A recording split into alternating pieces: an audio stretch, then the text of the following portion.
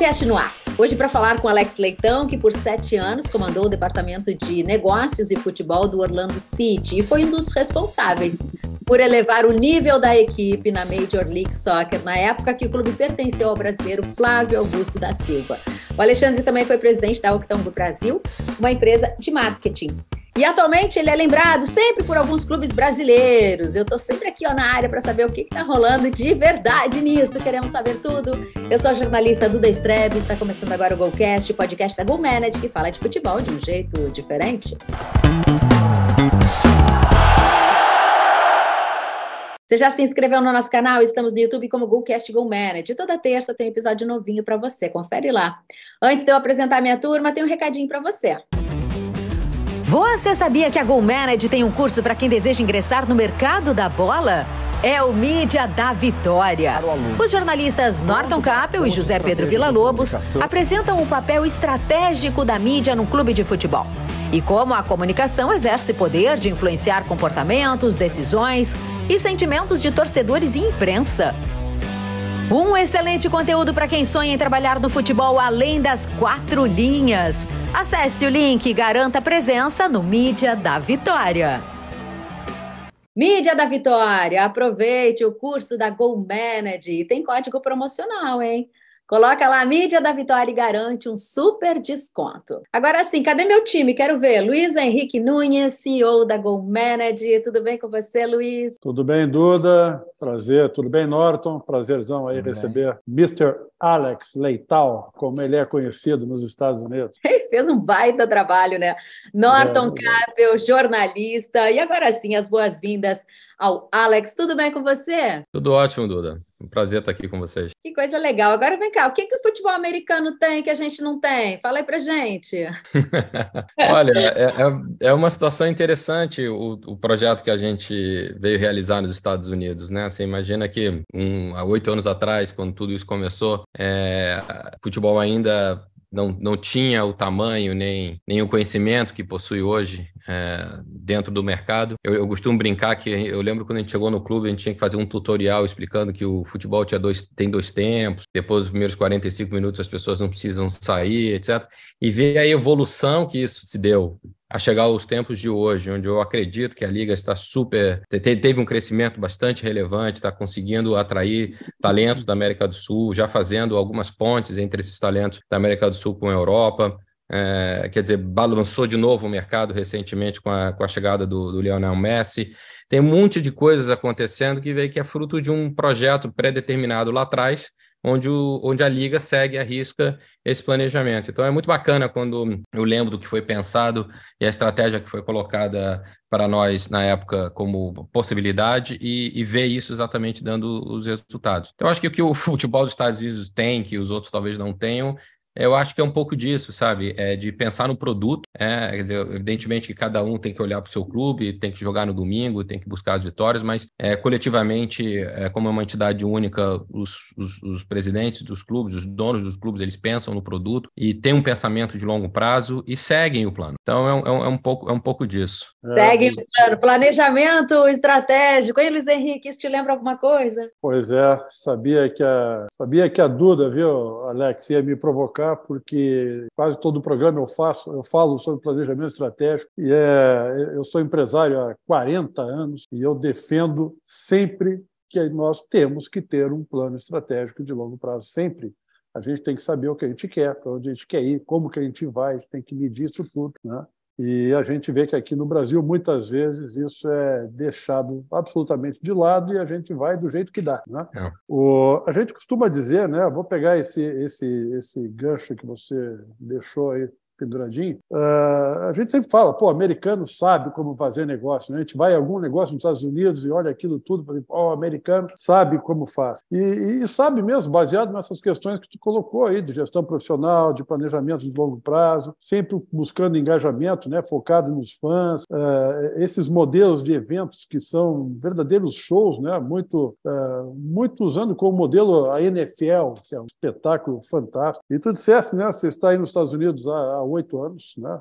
Ou está no City, né? Começou no City há 8 anos, e o soccer, né? O futebol nos Estados Unidos cresceu por demasiado, e a gente faz uma comparação aqui com o Brasil, né? Porque o Brasil está vivendo um momento também que os estádios estão com uma média de público melhor, as arenas e os estádios aqui também são melhores, né? Se fala aqui nas ligas, se fala em SAFs. Qual é a tua opinião? Tu acha que a gente conseguirá, em algum momento, fazer alguma coisa parecida em termos de espetáculo, em termos de gestão, ou nós ainda estamos muito distantes disso? Olha, a resposta depende das pessoas que hoje estão comandando, né? A gente tem na minha opinião, a gente tem uma enorme oportunidade nas mãos, gigantesca oportunidade nas mãos. Eu acho que o mercado brasileiro tem uma capacidade, uma condição hoje de ser muito, mas muito maior do que já é, e de efetivamente estar entre as principais ligas do mundo. Agora, as discussões começaram, houve abertura para isso, eu estava muito entusiasmado. Agora, eu não estou lá no dia a dia, eu não sei o que está acontecendo.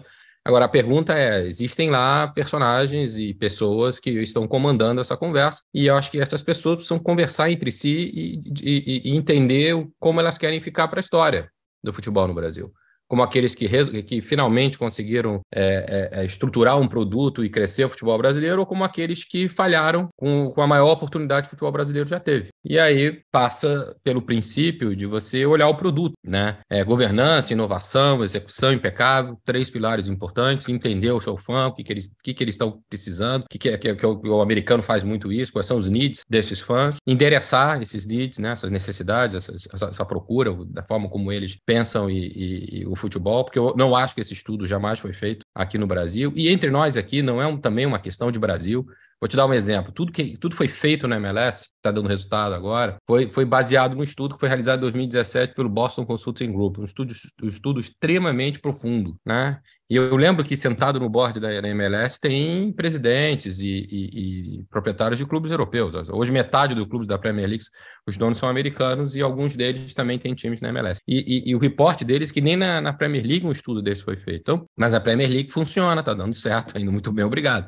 No Brasil, a gente parte de premissas conceituais, culturais, centenárias, e pode até ser que seja certo, né? Pode até ser que o melhor momento para assistir futebol seja quarta-feira de 10 à meia-noite e está tudo certo. Mas pode não ser. Talvez pode ser que alguns estádios hoje que existem no Brasil, e a forma como eles oferecem o conforto, como eles oferecem a forma como o fã vai assistir os jogos, seja o suficiente, seja ótimo, e todo mundo esteja feliz, né? Se você perguntar para qualquer gestor de clube no Brasil, muito provavelmente ele vai te dizer como é que funciona a tua relação com o teu fã em dia de jogo. Provavelmente ele vai te falar, não, o cara vem, aí tem a catraca, ou não. O pensamento tem que ser da hora que ele está em casa comprando o ingresso. Será que é fácil comprar? Será que é fácil chegar no estádio? Será que é fácil estacionar? Será que é fácil ele entrar no estádio? Será que é fácil ele comprar a pipoca, o refrigerante, a cerveja dele?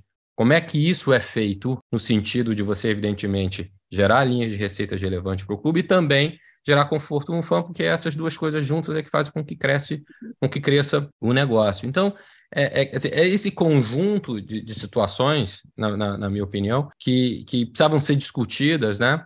E eu vejo que hoje existe uma discussão importante, relevante, né, de distribuição, como é que vai ser o distribuído o dinheiro, etc. Agora, a gente tá se olhando isso como uma forma de financiar um salto maior na qualidade do futebol brasileiro, ou a gente está novamente falando aqui de antecipar recebíveis, só que os personagens mudaram, né? Quer dizer, antes era a TV e agora passa a ser o fundo, etc. Então, de novo, eu estou olhando de longe, estou olhando de fora, tentando compreender, existem pessoas muito competentes ali no grupo de gestores, de presidentes, alguns deles eu conheço, super competentes, eu acho que teriam toda a condição do mundo, quer dizer, os fundos são muito grandes, são muito importantes, são muito relevantes, né? Então, acho que tem aí, na minha opinião, condições, sim, do Brasil dar o salto onde todos vão se beneficiar por isso, né? Agora, basta saber se os que lá estão e que são responsáveis por esse momento, como eles querem ser conhecidos na história. Perfeito. Alex, muito obrigado por estar conosco, e eu preciso voltar à questão que tu fizesse uma referência no início da tua participação sobre a chegada do Lionel Messi aí na MLS. Eu fui buscar uma frase do dono, né, um dos donos do do Inter Miami, o Massi, e ele diz que haverá um antes e um depois de Messi quando falarmos dos esportes aí nos Estados Unidos. E ele tem a crença muito forte que se pode criar na América e nos Estados Unidos, na América do Norte nos Estados Unidos, se não a melhor liga, das melhores ligas do mundo. Eu queria que tu nos contasse o impacto, aproveitando essa ótima oportunidade que o Golcast está podendo falar contigo, sobre o impacto da chegada do Messi aí no futebol dos Estados Unidos, que vive um momento de euforia, tem uma Copa do Mundo chegando, os Estados Unidos ganhou agora, no final de semana, a Liga das Nações da CONCACAF, os ingressos para a estreia do Messi, dia 21 de julho, estão entre $1.000 e $5.000, o estádio já está lotado para um jogo contra o Pumas do México, mas nos dê mais informações, porque eu estou aqui ansioso para saber aí quem vive aí, principalmente na Flórida, como é que está impactado pela chegada do Messi e por tudo que ele vai levar para o futebol dos Estados Unidos. Veja, eu acho assim, primeiro, o Messi, ele gera um impacto em qualquer time e em qualquer liga do mundo. Esse é o primeiro ponto, né? Assim, imaginar que o Messi, algumas narrativas que tentam, de alguma forma, diminuir a MLS, não, ele vai se aposentar, onde sobrou para ele, não. Qualquer time do mundo, de qualquer liga do mundo hoje, teria interesse em trazer o Lionel Messi, um jogador que até ontem foi campeão do mundo sendo o líder do time, não é que estava vindo do banco, não. E que tem muitas chances, e muito provavelmente será o melhor do mundo novamente. Então, o que a MLS e a visão e a coragem do Jorge Mas, do Inter Miami, fizeram foi, na minha opinião, realmente algo extraordinário, né? O momento é muito propício. Acho que a Liga está preparada para um jogador como esse, considerando a quantidade de clubes, os estádios, a média de torcida, o novo acordo de televisão. Quer dizer, acho que a Liga está no momento bom para a chegada do Messi, com Copa América ano que vem nos Estados Unidos, Copa do Mundo em 2026 nos Estados Unidos. Eu acho que tudo isso ajuda. O que o Messi traz? O Messi traz uma enorme visibilidade. O Messi traz um enorme interesse dos não ávidos. Aqui nos Estados Unidos, nesse estudo, você tem uma divisão muito clara dos clusters de fãs, né? E suas características e suas necessidades, né? Você tem os ávidos, você tem aqueles que são e tem aqueles que gostam de esporte e que eventualmente assistem ou têm algum interesse no futebol. O Messi ele tem a capacidade de migrar muitos desses fãs para se tornarem de fato fãs de futebol, né? Você falou, né? O primeiro jogo do Messi está lotado, $5.000. Todos os jogos do Messi na MLS este ano já estão lotados, todos, em casa e fora. Não há mais ingresso para nenhum desses jogos. Esses números crescem porque você vai para o mercado secundário. E no mercado secundário, evidentemente, aí os preços estão altíssimos. Isso é o que significa o impacto de um cara como ele na Liga dos Estados Unidos. A gente está falando do maior mercado consumidor do mundo, a gente está falando do maior mercado de entretenimento do mundo, a gente está falando do maior mercado de esporte do mundo, né? A maior liga do mundo é a NFL, mas por uma diferença muito gigantesca, né? A contagem de TV da NFL gira em torno de 10 bi por ano, né? Isso é muito mais do que da Champions League, por exemplo. Então, assim, é um mercado gigantesco aliado ao grande nome do esporte e que vai sacudir. O Messi já chega nos Estados Unidos com o maior salário de um esportista na América, né? Era o Nikola Jokic da NBA e agora é o Lionel Messi. Então, ele já chega muito grande.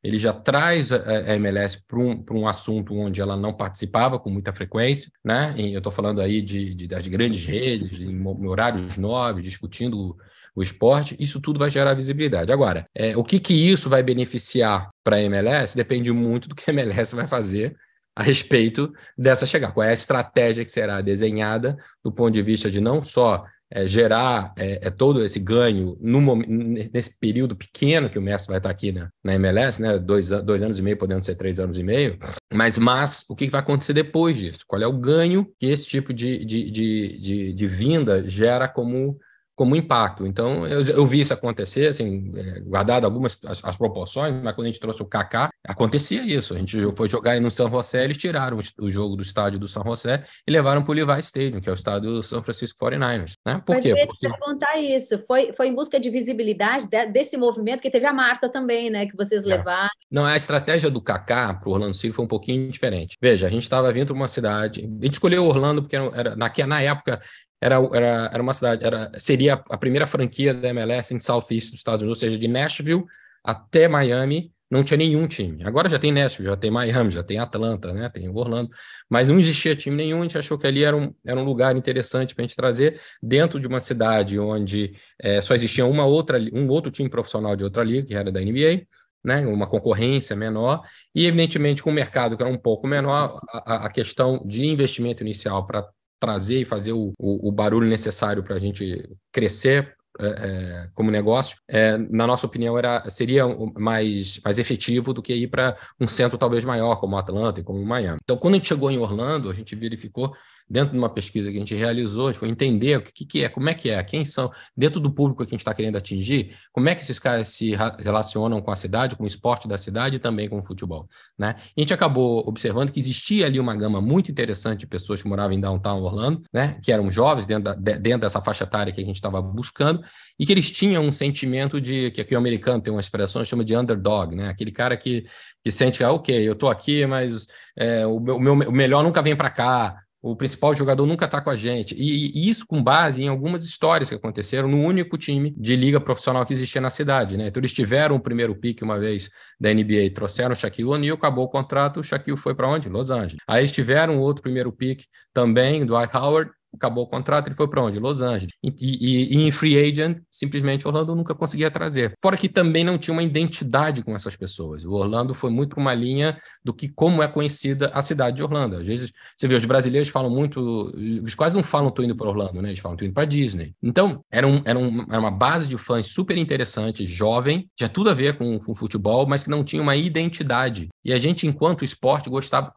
tinha o interesse de dar essa identidade para eles. Então a gente fez duas coisas. Primeiro, a gente não foi Orlando Fantasy, a gente tomou a decisão de ser Orlando City, é a tua cidade, então é o time para você. E segundo, nós fomos atrás de um jogador que podia ir para Los Angeles, podia ir para Nova York, mas escolheu ir para Orlando, para reverter esse pensamento de underdog, né? E na época, o Kaká era essa, né? Ele teve proposta do New York Red Bull, ele teve proposta do Los Angeles Galaxy, e, bom, conheço o Kaká há 20 anos, e aí foi uma negociação que não foi simples, mas a relação ajudou bastante, eu imagino, e eu conversando com ele, foram 2 anos conversando com ele, tentando vender. Comecei a conversar com o Kaká, ele ainda estava no Real Madrid, depois ele voltou para o Milan, para depois vir para Orlando. Então, assim, foi um processo para explicar o projeto, explicar o que a gente estava querendo com ele, o tamanho, e ele comprou a ideia, comprou o projeto e veio para nós. E aí foi realmente sensacional, porque balançou a cidade. Então calma aí, então nós não somos mais o underdog. Nosso primeiro jogo, nosso estádio ainda não estava concluído, nosso estádio ficou pronto em 2017. Nosso primeiro jogo, em 2015, a gente jogou no estádio de futebol americano, tinha 63 mil pessoas no estádio. Então, isso assim, deu já na largada uma relevância muito grande para o Orlando. Quando a gente resolveu fazer o time feminino, o Orlando Pride, a gente acabou indo para a mesma estratégia. E aí foi atrás da rainha. Rainha Marta, maravilhosa. Alex, eu só queria, Luiz, complementar essa questão, porque tem agora você até falou, fez uma história muito, muito bacana e nos contou uma história muito bacana. E só ainda sobre dados, né? O Instagram do Inter Miami passou de 1 milhão de seguidores para mais de 8 milhões. E o clube, pela informação que eu tenho, e aí a confirmar por ti, Alex, passou do valor hoje de 600 milhões de dólares para 1 bilhão de dólares. Mas aí eu fui ver a classificação do Inter Miami na Liga, ele é o último colocado na Conferência Leste. Já o Orlando City, ele está ali numa posição de classificação para a temporada, para o playoff. E aí que eu quero te perguntar para alguém que trabalhou no Orlando City, como é essa relação local de 2 times da Flórida? Haverá uma reação do Orlando City em termos de trazer algum jogador agora na janela de verão ou não? Como está existe essa rivalidade que nós temos aqui no Brasil, dos clubes? Conta um pouquinho mais desse bastidor aí, porque eu acho que tem muita coisa bacana aí para a gente saber. Veja, existe uma enorme rivalidade. É grande, as torcidas não... E tem que ter preocupação, e quando vem a torcida de fora, tem um momento que eles entram no estádio separado, com segurança, coloca lá no canto, não é igual, mas é muito parecido. Então existe sim já uma rivalidade que se construiu pelo fato de serem os 2 times da Flórida, né? O campeonato da MLS é um campeonato extremamente competitivo, no sentido de que você não tem um time com dominância aqui dentro. Só para você ter um dado, o Orlando City quando me pergunta assim, qual é o grande motivo de orgulho seu, sucesso, né, no clube, dentro de campo e tal. O time foi campeão da Open Cup no ano passado. Agora, o mais importante é que nos últimos 3 anos esse time participou, foi aos playoffs. Hoje a liga são 29 clubes. Você sabe quantos times fizeram playoff nos últimos 3 anos seguidos? Meia dúzia. Dos 29. Então, assim, é muito competitivo. Miami está atravessando por uma situação complicada, pode ser que volte. Eu acho que, evidentemente, que o Lionel Messi ele consegue carregar um time e vira campeão do mundo. Ele tem condição de fazer um excelente trabalho com o Miami. Eu acho que o Miami agora, eles tomaram a decisão, na minha opinião, all-in nesse momento, né? Eles vão ter que tentar se reforçar ainda mais para dar mais gente ali para apoiar o Miami. Acho que no caso do Orlando, se eu tivesse sentado na cadeira, eu não traria ninguém nesse momento desse tamanho. Quem é que você traz que pode... Me dá um nome aí que você fala, eu vou trazer, que vai balançar, vai ser quase... Neymar. Ainda assim não é o Messi. E é um valor absurdo. O Messi veio sem valor de transferência. A gente está falando do salário, Só para provocar, Eduardo, Alex, Cristiano Ronaldo balançaria... Eu acho que sim. Eu acho que sim, mas aí você vê o que o cara está ganhando lá na Liga Saudita, ou seja, acho que não. Acho que o que o Orlando tem que fazer é continuar fazendo o que está fazendo, investindo muito em scouting, que é o que a gente sempre fez, olhando demais o mercado sul-americano. Esse menino Facundo Torres, que foi quem a gente trouxe, um excelente jogador, já jogou na seleção uruguaia, fez gol agora nesses últimos amistosos da seleção uruguaia, é um jogador que provavelmente vai para a Europa. Então, assim, tem alguns talentos interessantes hoje na América do Sul, que a MLS tem uma força financeira grande para trazer esses talentos. Então, eu continuaria fazendo esse tipo de trabalho, né? Tá em boas mãos. O vice-presidente de futebol, o Luiz, que é o cara que eu trouxe, é um extremamente competente, segue no clube, entende de futebol, é um brasileiro, e para mim ele está fazendo um excelente trabalho. Então, eu acho que é continuar o plano e tentar, e vai ser competitivo, né? O Messi vai ter sucesso, mas ele também vai ter momentos que não vai conseguir. Toda a liga, você precisa de um tempo para se adaptar, ele vai precisar do tempo dele também para se adaptar, ou seja, seguir o planejamento. Eu não gosto muito de mudanças muito radicais no que você planejou e pensou, né? Eu acredito que, evidentemente, você tem algumas correções de rota que são importantes, mas se você colocou ali como objetivo, é ali que eu quero ir, né?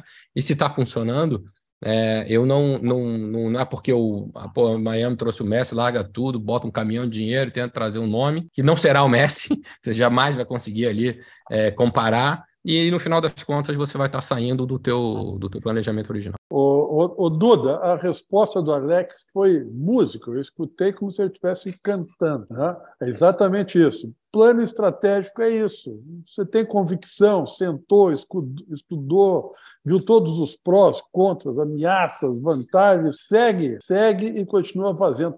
Essa necessidade, muitas vezes, de se dar uma resposta para o rival, é uma coisa típica nossa aqui, né? Eu tinha certeza, quando o Norton fez a pergunta para o Alex, que ele ia responder: nós temos um plano estratégico, nós vamos seguir o nosso plano e está dando certo, né?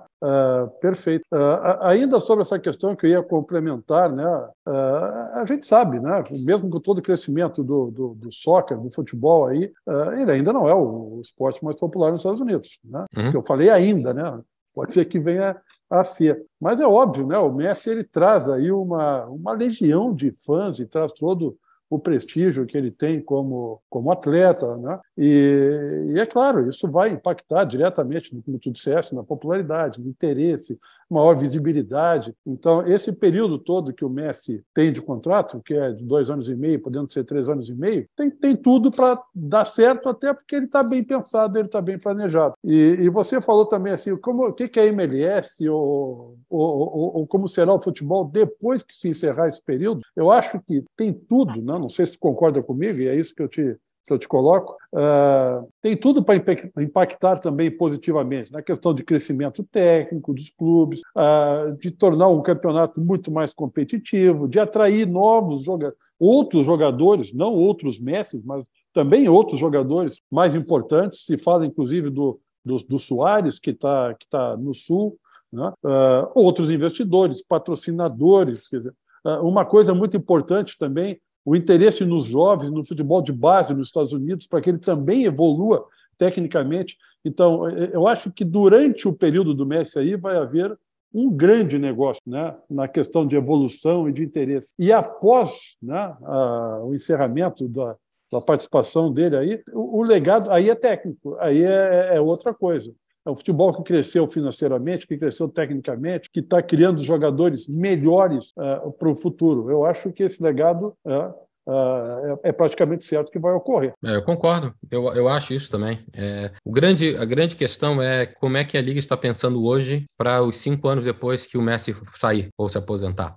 Esse é o grande ponto. Tem que ter um plano já para que se possa colher agora, no momento que ele está aqui, para depois você ter...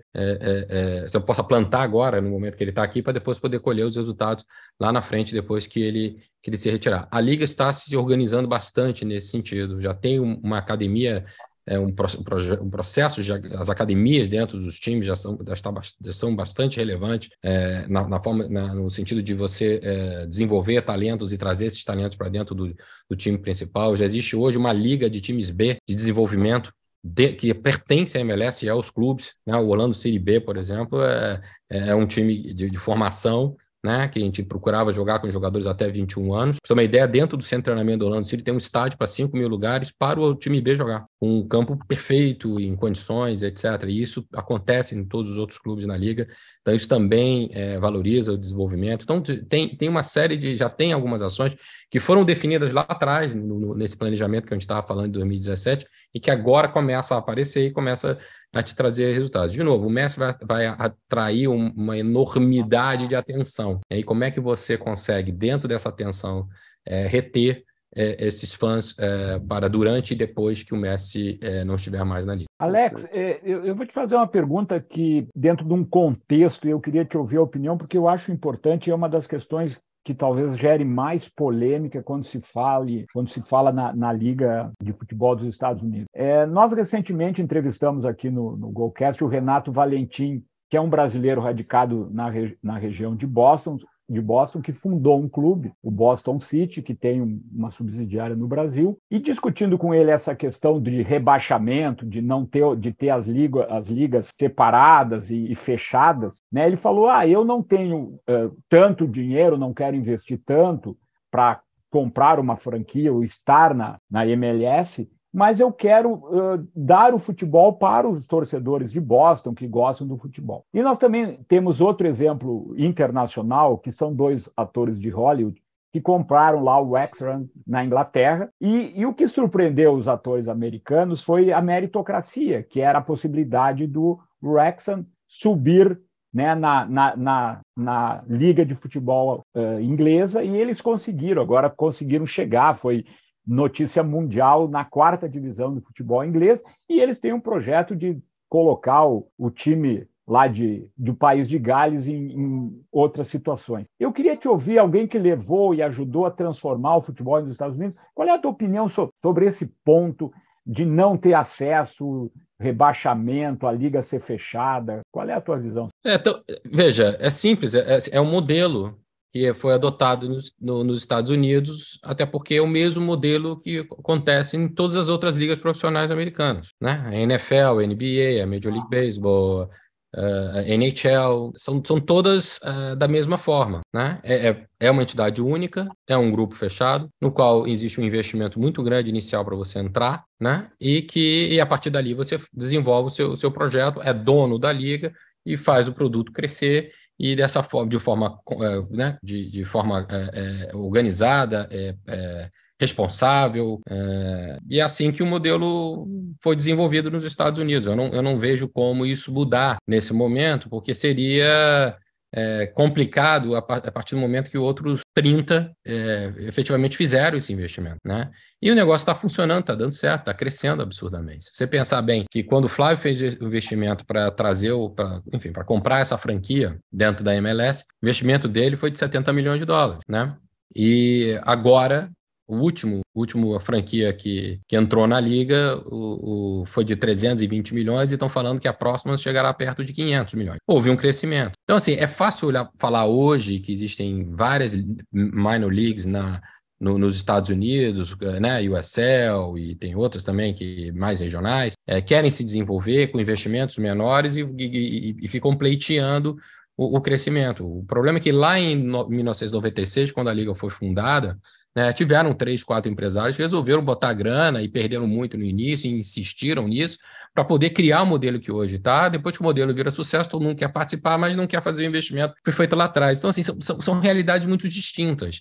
É difícil comparar com uma realidade do Brasil, que existem clubes centenários, uma realidade na Inglaterra, que existem clubes centenários, para uma liga que foi criada dentro dos modelos que existem hoje, que acontecem em todas as outras ligas profissionais dos Estados Unidos, e que é uma liga que foi criada em 1996, quando não se falava muito de futebol, né? Foi um dos legados da Copa do Mundo de 1994 foi esse. Então, é difícil opinar. É um modelo que hoje existe no país, e que vem funcionando. E acho muito difícil que isso mude. Se fôssemos comparar a MLS com uma sociedade anônima, diríamos que seria uma sociedade anônima de capital fechado. Está certo, e tem ali um hall de investidores que investem naquele Cada clube hoje tem 30 avos dali.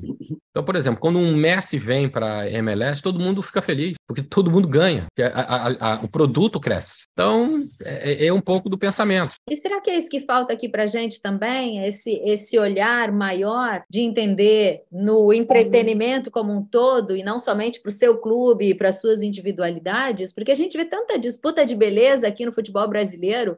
Isso atrapalha a gente? Veja bem, eu consigo entender, sabe? Existe o presidente do clube, o CEO, ou o gerente de futebol, enfim, seja lá o cargo que for, existe uma pressão muito grande para o jogo de domingo. E fica uma dificuldade muito grande de sentar ali entre os donos para falar, vamos esquecer o jogo de domingo, vamos pensar em 3 anos, em 4 anos, em 5 anos, o que vai acontecer, para onde a gente quer ir, como é que a gente quer funcionar. Eu acho que talvez seja mais fácil a partir do momento que esses clubes virem empresa, né? Porque aí o dono tem realmente uma característica. Quando você tem dono, existe uma característica um pouco maior de longo prazo, né? O presidente que tem um mandato de 3 anos, é difícil para ele pensar em 5. Então, são características que hoje acontecem. Não existe como crescer o futebol no Brasil sem pensar o produto. Isso eu não tenho absolutamente nenhuma dúvida. E enquanto os que lá estão hoje não conseguirem sentar e deixar de pensar tão simplesmente no jogo de domingo e olhar para o que vai acontecer para esse negócio nos próximos 3, 5 anos, vai ser muito difícil realmente, né? Então, esse é o ponto.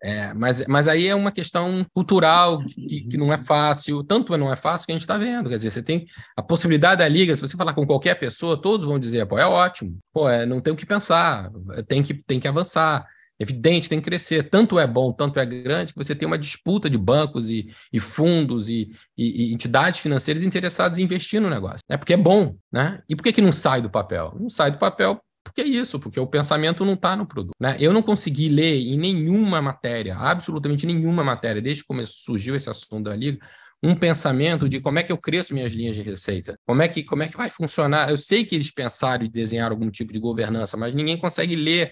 Ninguém consegue ver que pontos são esses, né? Quais são as inovações que vão ser trazidas para essa liga para melhorar um pouco da vida do fã? Quer dizer, a maioria da discussão olha, tem esse dinheiro para entrar, como é que a gente divide? Não, está mais para você, está menos para mim, eu tenho que abrir mão, você não está abrindo.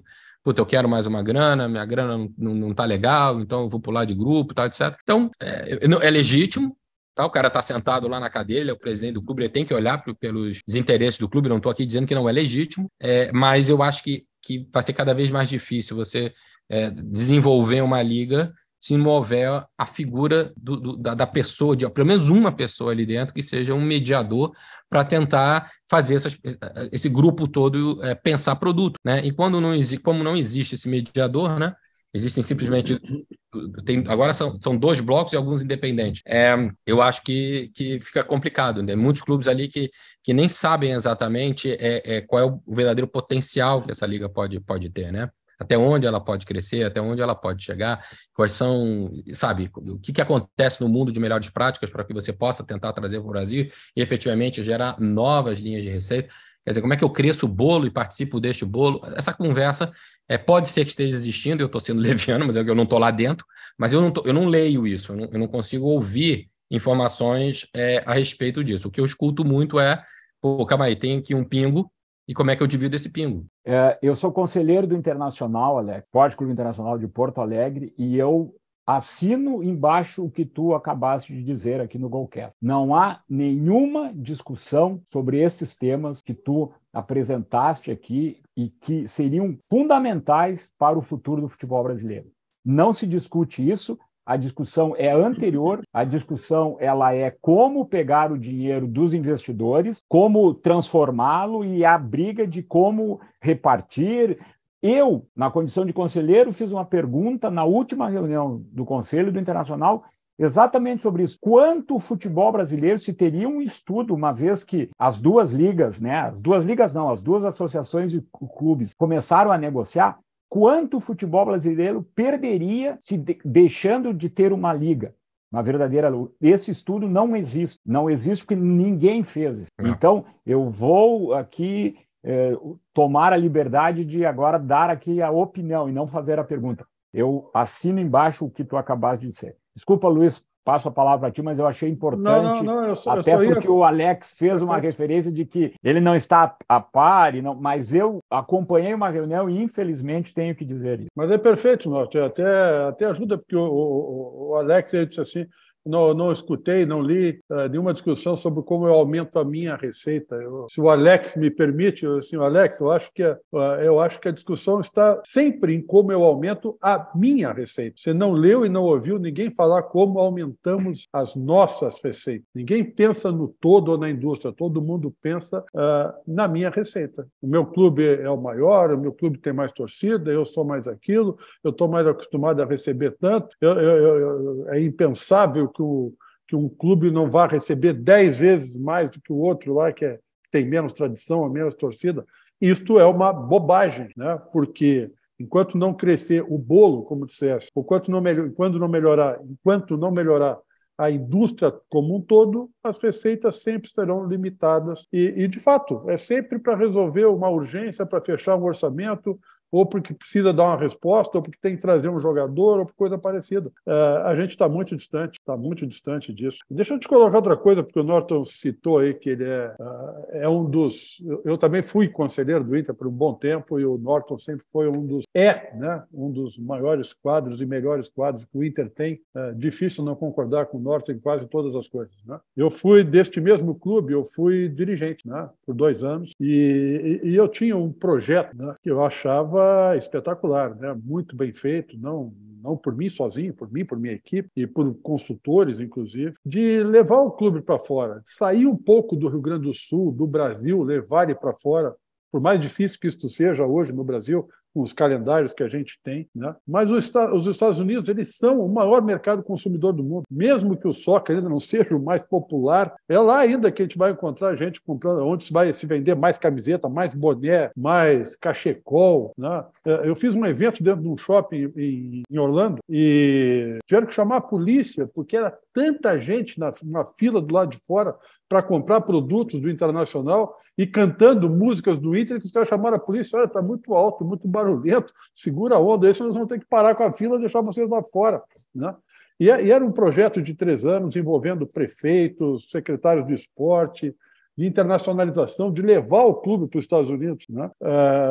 Outro problema que tem no futebol brasileiro, acabou a gestão que eu fazia parte, veio outra, e a outra simplesmente, isso aí não me interessa, não vou fazer, abortou o projeto pelo meio e não seguiu, né? Eu sei que muitos pensam em Europa, essas coisas todas, mas tu não acha que os clubes brasileiros deviam explorar o mercado americano, deviam levar o clube para fora, como todos os europeus fazem? E olha, este projeto que eu desenvolvi foi mais ou menos no período que tu estava chegando aí, tem 6, 7 anos, que a gente entendia claramente que o futebol americano ia chegar onde chegou, mas alguns preferiram levar o clube para o interior do Rio Grande do Sul, onde metade é gremista e metade é colorado. Luiz, eu concordo, mas o que eu acho é que projetos e iniciativas individuais não vão surtir efeito. Todas as grandes ligas que conseguiram alcançar algum tipo de relevância e, por consequência, negócios e receitas dos Estados Unidos, elas vieram enquanto liga. Pra você ter uma ideia, a Bundesliga tem uma verba separada na liga de investimento nos Estados Unidos. E todo ano ela vai trazendo clubes aqui para fazer camps e amistosos, etc.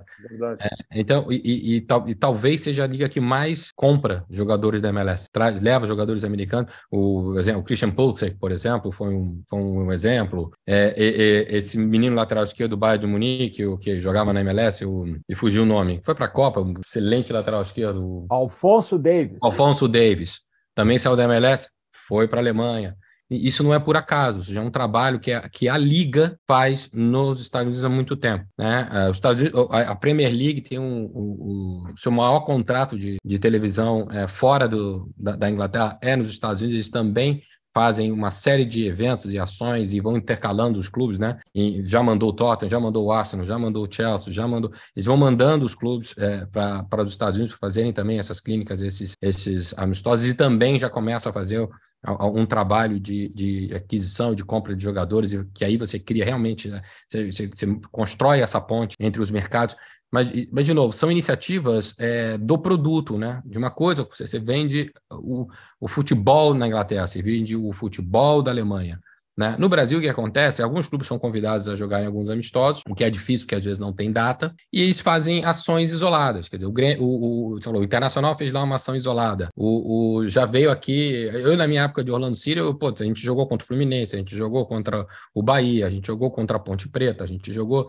Isso eu estou tentando aqui lembrar de cabeça todos os clubes, né? Já tiveram várias vezes que a gente conseguiu trazer clubes para os Estados Unidos. É um pouco complicado, porque o Brasil tem essa peculiaridade dos estaduais que complica um pouco o calendário, mas eventualmente se consegue algumas datas. Mas, de novo, eu acho que ações isoladas de clubes é diferente de como é que a gente ataca o maior mercado do mundo, quais são as ações e em quantos anos nós vamos insistir fazendo investimento nesse tipo de relação. Hoje não possui. Você liga para um clube do Brasil, você quer jogar nos Estados Unidos? Eu quero.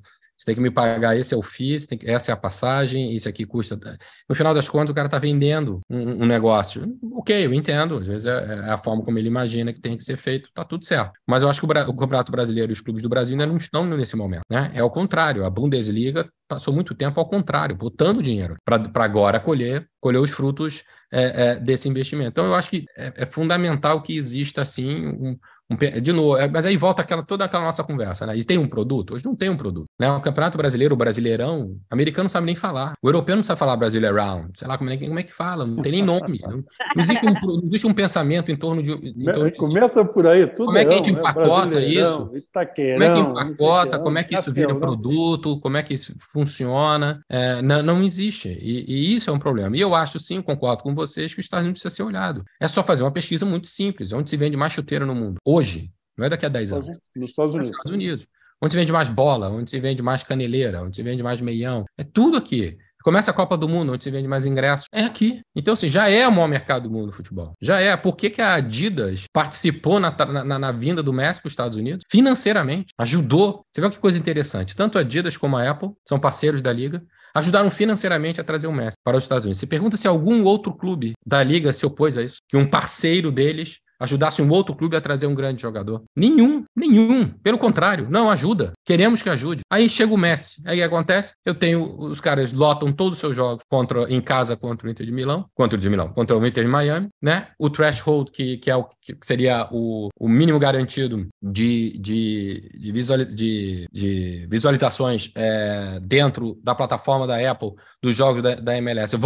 Esse número vai ser batido. A partir desse número entram os bônus financeiros do negócio, que vai para onde? Para todos os clubes. E todo mundo ganha dinheiro com isso. Então, assim... eu queria o Messi também no meu time. Queria muito. Alex, qual é a visão dos americanos hoje do futebol brasileiro? Porque nós, enquanto torcedores do Brasil, estamos decepcionados, estamos sentindo falta de ídolos, estamos sentindo falta da nossa seleção. Qual é a visão daí para cá? Brasil, olha só, futebol brasileiro eu acho que durante muito tempo ainda vai ser considerado o maior do mundo. Os talentos são todos aqui. Os clubes da MLS adorariam ter mais jogadores brasileiros. Aqui o Brasil, para a MLS, dentro da América Latina, é um mercado caro. Os jogadores não são baratos. É muito mais barato no Peru, no Uruguai, na Argentina, na Venezuela.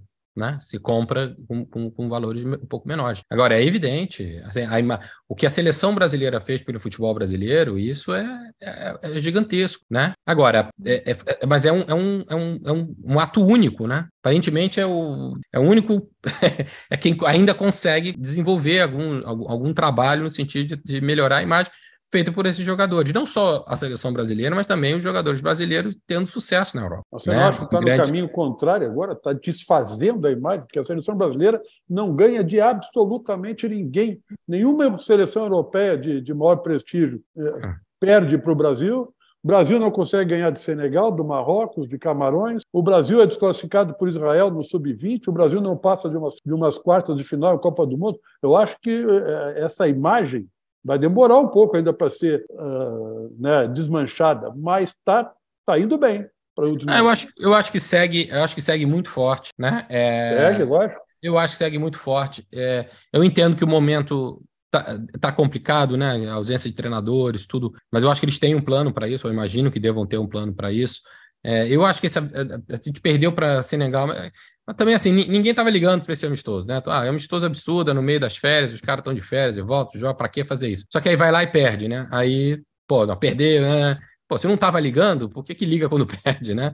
Então, assim, eu acho difícil a avaliação, né? Eu acho que na Copa do Mundo nós tínhamos grandes jogadores, eles eram destaque dos seus clubes, e ali foi uma fatalidade, a gente perdeu uns pênaltis nas quartas de final, né? Não é que foi eliminado na primeira fase, é difícil a Copa do Mundo, muito difícil ganhar uma Copa. Eu trabalhei com a seleção brasileira em 2002 na Copa do Mundo da Coreia e Japão e te digo que ganhar a Copa do Mundo, e trabalhei também em 2006, então eu vi que na minha opinião era um grupo muito mais forte em 2006 perder do que um grupo que talvez não fosse tão forte em 2006, mas tinha outras características que venciam em 2002. Não é fácil ganhar a Copa do Mundo, né? Então não acho que é por aí, eu acho que a gente tem grandes talentos. Você pega o maior clube do mundo, o Real Madrid, você vê lá, você tem o Vini Júnior, você tem o Rodrigo, até pouco tempo você tinha o Casimiro, você tem grandes jogadores, eu acho, brasileiros, ainda em posição de destaque em clubes europeus, e eu acho que isso vai continuar acontecendo, né? Agora, eu concordo com você que isso é uma construção que tem que continuar indo, De tudo que você falou, por exemplo, o que mais me assusta é o Brasil perder de Israel no Sub-20. Quer dizer, tem que olhar para a base, né? Tem que olhar para o nascimento dos talentos, né? Isso é tudo parte de um todo, vamos dizer assim, né? Que precisa ser observado, né? Agora, de novo, eu acho que a seleção brasileira continua sendo um baita de um produto. Eu acho que ela é super respeitada. Fora do Brasil, então, é absurdamente respeitada. Você pergunta para qualquer um sobre futebol brasileiro, ninguém fala mal. Vi uma entrevista recente do Guardiola, na minha opinião, o maior técnico do mundo, tecendo enormes elogios ao futebol brasileiro, aos jogadores brasileiros. Eu acho que é um jogador diferente, é um jogador que pensa diferente, né? E é impressionante como os talentos vão nascendo. Agora, tudo tem que ter planejamento, tem que ter continuidade, tem que ter... As coisas precisam... será que vale a pena, na situação atual, você vai fazer um amistoso na Espanha com 10 mil pessoas lá para jogar com o Senegal? Talvez não. No caso foi Portugal, né? Talvez não. Então, Alex, meio das férias e tal, não sei. Alex, eu sei que a gente está indo para o encerramento do programa, mas só para complementar a pergunta que a Eduarda fez, eu queria saber qual é a visão sobre, né, tu estás aí no negócio do futebol, na indústria.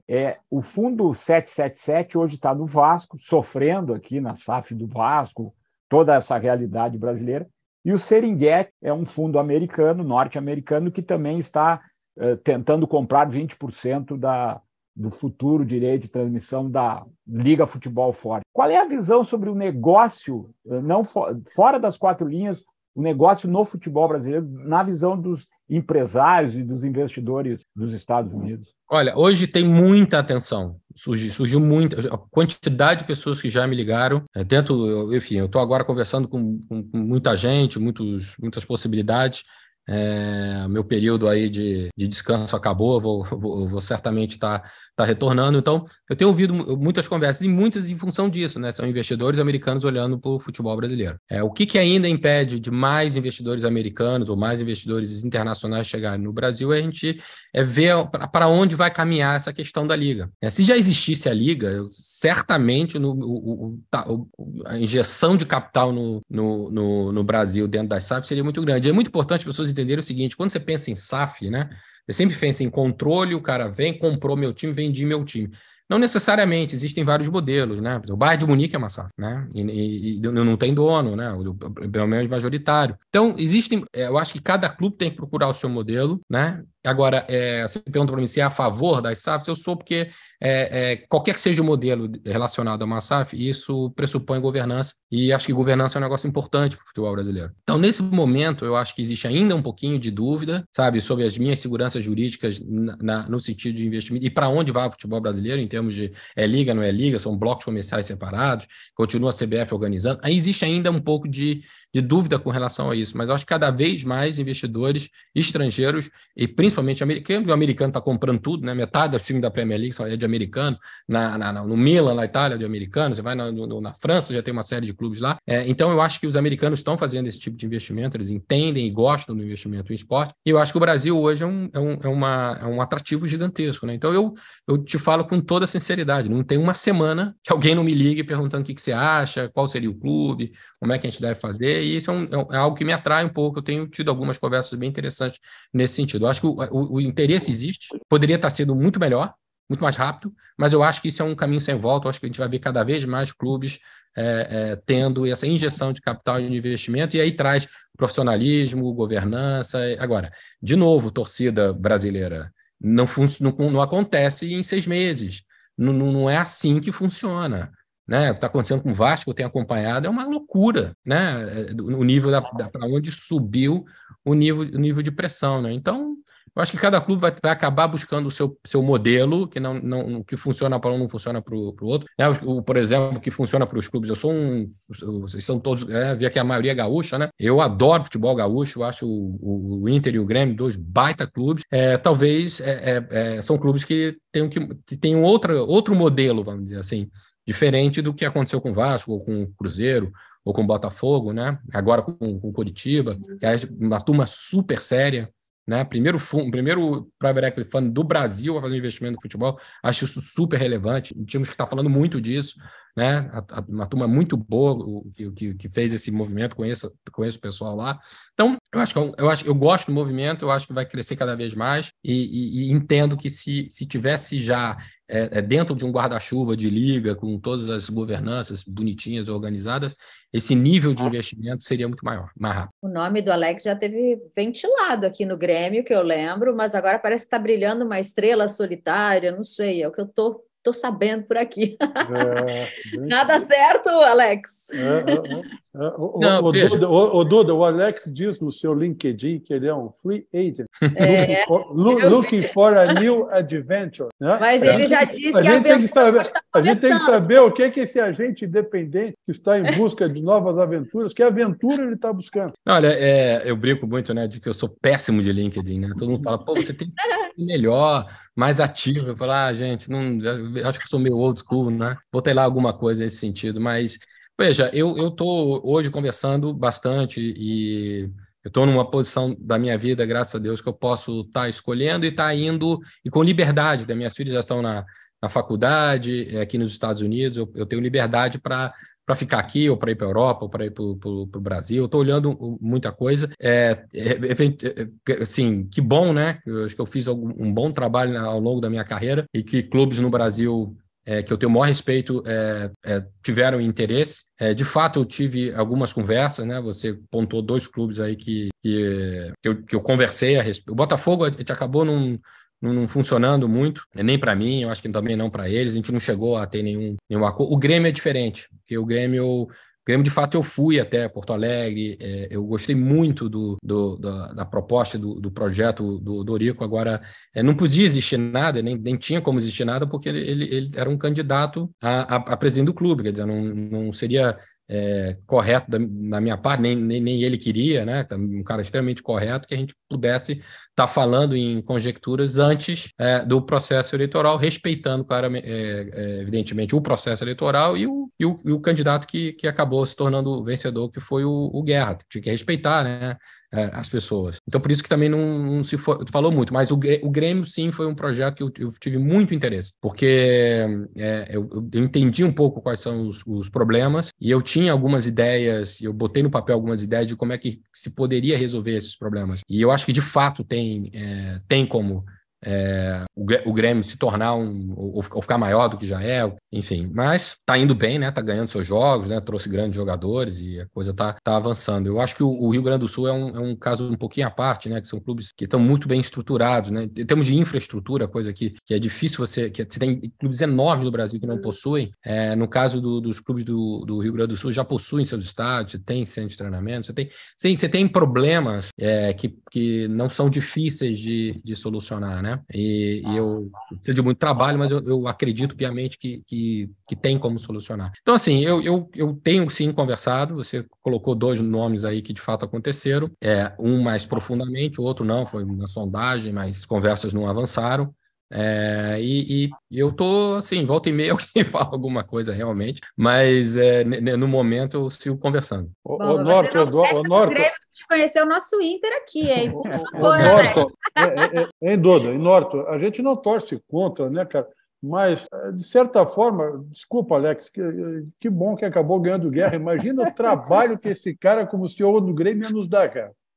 Deus me livre. Não, Deus é pai.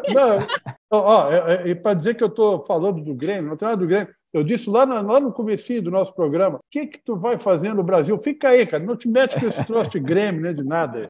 Né? Ô, Alex, agora tu vai... Venha pro Inter. Não, Alex, agora tu vai movimentar teu LinkedIn lá, eu vou te citar quando eu compartilhar o nosso episódio, aí tu vais colocar para toda a tua rede que deu uma entrevista no Golcast. Tá certo, com certeza. Alex, que você tenha ótimas aventuras pela frente, né? Já que você está assim no LinkedIn, que você tenha realmente boas oportunidades e parabéns aí por esse trabalho muito, muito, muito importante, muito relevante. E obrigada, né, pelo teu tempo aqui, estar com a gente, dividir algo tão bacana aí, essa nova visão, né, do futebol americano. Muito legal, muito obrigada. Obrigado a vocês, foi ótimo. Foi uma aula, muito obrigado. Foi uma aula, né? Muito legal. Verdade. Já queremos o Alex de novo, só não queremos no Grêmio, tá? Tá bom, pronto, falei. Esse é o nosso Golcast, podcast da GoManage, que fala de futebol de um jeito diferente. Já se inscreveu no nosso canal? Estamos no YouTube como Golcast GoManage. Toda terça tem episódios novinhos e assim, ó, cheio de conteúdo legal para você. Se inscreve lá e acompanha o nosso trabalho. Um beijo e a gente se vê.